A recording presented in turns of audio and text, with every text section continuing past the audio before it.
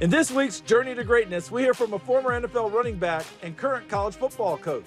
Though he's now leading the Tennessee State football program, Eddie George will always be a popular figure in the state of Ohio.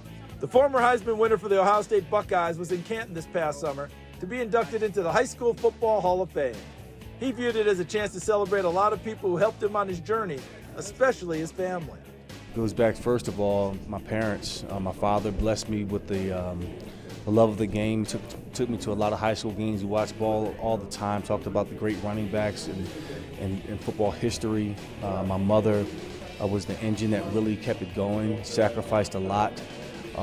Growing up in Philadelphia, was not the model student.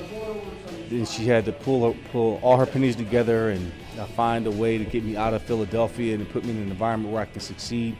And Fork Union was the place for me. By his own admission, George needed a little more direction and discipline when he was a high school student. That's why he and his parents decided that Fork Union Military Academy in Virginia was the best place to finish his prep career. He attended Fork Union for 3 seasons, including a postgraduate year when he rushed for 1,300 yards and caught the eyes of many college recruiters. It's the foundation. Fork Union really held you accountable to your daily habits every moment, the time that you woke up to the time that you went to sleep.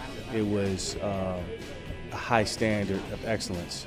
You know, when I first got to Fork Union, bucked against the system, didn't want to listen to what they had to say, they had no interest in doing anything, no chores, anything, and I learned quickly if I was going to survive, I needed to get with the program, and that's carried over into my everyday life and what I've been able to do after the game of football. It was a huge impact on my life, and I'm so appreciative for that. After winning that Heisman at Ohio State, George would go on to a 9-year NFL career that included 4 Pro Bowl selections.